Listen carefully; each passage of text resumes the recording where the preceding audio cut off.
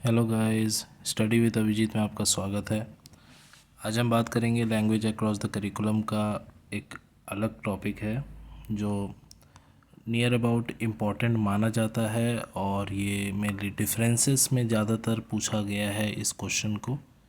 तो आज का हमारा टॉपिक होगा स्पीच वर्सेस राइटिंग, या स्पीच एंड राइटिंग भी आप इसे कह सकते हैं।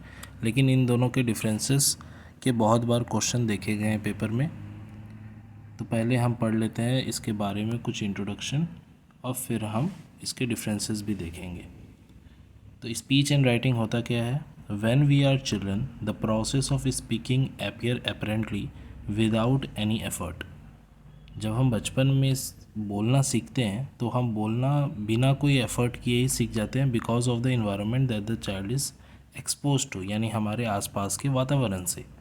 If the child learn the language within this environment he or she tends to be more fluent at speaking। आप देखे होंगे कि हम लोग ज़्यादातर लोग का मदर टंग जो है वो हिंदी होता है या कोई और रीजनल लैंग्वेज भी हो सकता है। तो हम लोग उस भाषा को बहुत अच्छे से बोल पाते हैं, हम उसमें ज़्यादा फ्लुएंट हैं। क्यों? क्योंकि बचपन से ही हमारे सराउंडिंग में वो लैंग्वेज बोला गया, हमने उस लैंग्वेज को सबसे ज़्यादा कैच किया है। इसी वजह से स्पीकिंग ईजी होता है। Unfortunately writing doesn't have the same process, लेकिन राइटिंग पे ये लागू नहीं होता। Learning to write need to be explicitly taught and consciously practised over a period of time. यानी जब तक हम अच्छे से सोचे ना और उस पर प्रैक्टिस ना करें तब तक, एक समय तक, तब तक हम लिखना नहीं सीख सकते। Even when people use both speech and writing to communicate, there are many differences between these two. आप देखेंगे कि भले ही हम लोग बहुत अच्छा हिंदी बोल पाते हैं, लेकिन हमारे हिंदी में भी बहुत सारे इंग्लिश वर्ड होते हैं या फिर हमारी हिंदी में बहुत त्रुटियां होती हैं। वो जो एरर्स है ना, वो लिखने में आप यूज़ नहीं कर सकते, इसलिए लिखना डिफ़िकल्ट है बोलने के मुकाबले। Speech come before learning to write, we learn to speak almost automatically.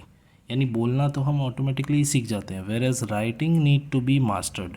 लेकिन राइटिंग में हमें मास्टर्ड होना होता है। Writing is only the representation of speech.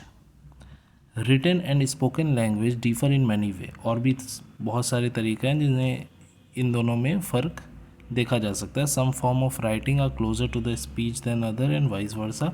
और देखिए ये आ गया हमारा डिफरेंसेस कि राइटिंग और स्पीच के बीच क्या डिफरेंस है। देखिए एक सेकेंड, ये कट गया है थोड़ा लगता है। देखिए सबसे पहला ये 1 नंबर होगा, स्पीच इज़ प्राइमरी और राइटिंग इज़ सेकेंडरी। स्पीच हमारा प्राइमरी है, आप देखें बचपन में हम सीखें तो प्राइमरी लेवल में ही हम सीख गए, और राइटिंग बाद में सीखें तो वाजिब बात है राइटिंग सेकेंडरी है। क्यों? Speech come prior to writing और चाइल्ड लर्न राइटिंग लेटर। क्योंकि स्पीच पहले आता है राइटिंग से, इसलिए ये प्राइमरी है, और ये बाद में आता है इसलिए ये सेकेंडरी है। ये तो आपको समझ आ गया होगा। Speech is secondary medium of language. तो स्पीच मेरा सेकेंडरी मीडियम है, वही राइटिंग मेरा प्राइमरी मीडियम है, फॉर्म ऑफ स्क्रिप्ट। और लास्ट लॉन्गिंग भी इसे कहा गया है, और ये लास्ट लॉन्गिंग नहीं रहता है। आप इसे दो अलग अलग डिफरेंस में भी लिख सकते हैं अगर आपको याद ना रहे। अगर आपको ये डिफरेंस याद है तो आप इसे तोड़ के भी लिख सकते हैं, जैसे speech is secondary medium, writing is primary medium of language, और speech does not last long but writing is a last long. तो ये इस तरह आप इसे दो फॉर्म में लिख सकते हैं। इसके बाद तीसरा नंबर देख लेते हैं, speech is not permanent unless recorded और राइटिंग इज़ परमानेंट। इसीलिए सारे डॉक्यूमेंट जो गवर्नमेंट डॉक्यूमेंट्स हैं वो किस फॉर्म में होते हैं? राइटिंग के फॉर्म में होते हैं।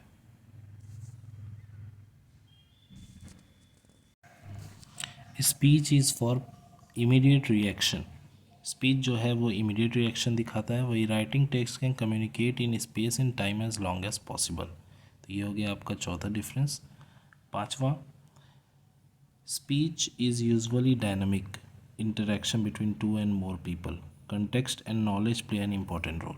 Or writing is not dynamic. Only written form and text language play an important role in conveying messages. ये हो गया number 5.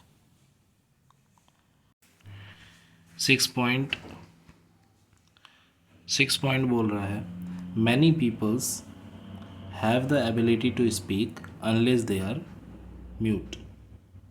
Few people have the ability to write. आप देखेंगे कि मैक्सिमम पीपल बोलना जानते हैं, लेकिन अगर उन्हें लिखने दे दिया जाए तो हो सकता है वो बहुत सारी गलतियां करे या कुछ लोग इवन लिख भी ना सके.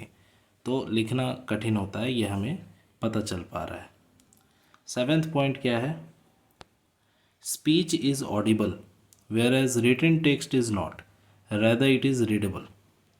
स्पीच हम सुन सकते हैं इसलिए वो ऑडिबल है, और राइटिंग जो है वो हम पढ़ सकते हैं इसलिए वो रीडेबल है, उसे हम सुन नहीं सकते.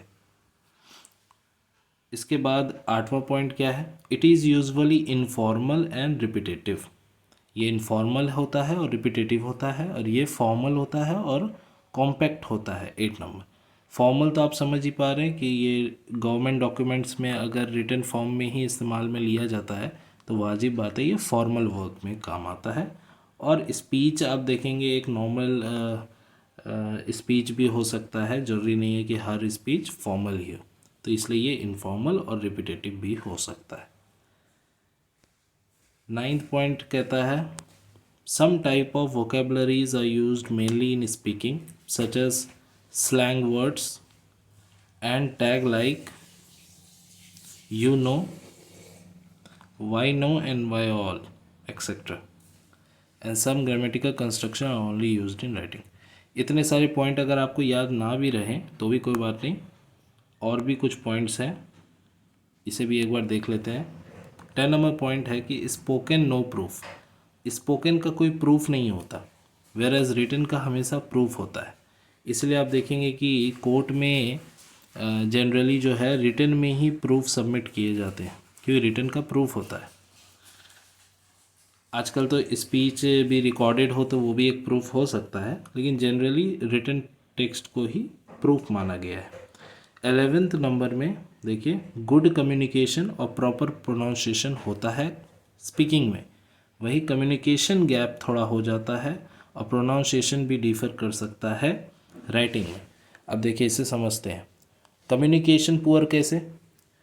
क्योंकि अब सामने वाला क्या कहना चाहता है इसके लिए आपको उसे पढ़ना होगा, और जनरली आदमी पढ़ने को उतना रेफ़र नहीं करते, इसलिए कम्युनिकेशन गैप रह जाता है. प्रोनाउंसिएशन कैसे डिफ़र हो सकता है? मान लीजिए कि मैंने लिखा अ, तो कोई इसे अ पढ़ेगा, कोई इसे ए पढ़ेगा, तो रीजन वाइज, लैंग्वेज वाइज या इन्वायरमेंट वाइज सभी कोई अलग अलग इसे प्रोनाउंस कर सकते हैं. इसीलिए रिटन टेक्स्ट का प्रोनाउंसिएशन डिफ़र हो सकता है. 12 नंबर क्या है? Speech can be use timing, tone, volume, whereas in written writing में क्या होता है, हम पंचुएशन, हेडिंग, लेआउट और कलर्स इन सब का यूज़ करते हैं. 30 नंबर कहता है एक्सप्रेशन, हम एक्सप्रेस कर सकते हैं स्पीच के माध्यम से, और राइटिंग में हमें देखने को मिलता है वोकेबलरीज. तो ये था हमारा डिफरेंस, जो कि 13 पॉइंट मोर देन एनफ मैंने यहाँ आप लोगों को बता दिया है.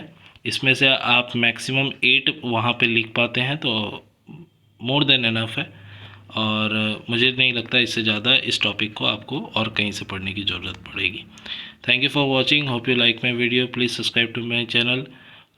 मेरा सपोर्ट बनाए रखें. कोई भी क्वेरी हो तो आप मुझे कमेंट में लिख सकते हैं, मैं उसका जवाब आपको ज़रूर दूंगा. हो सकता है थोड़ा देर लगे, लेकिन जवाब आपको ज़रूर मिलेगा. Thank you for watching.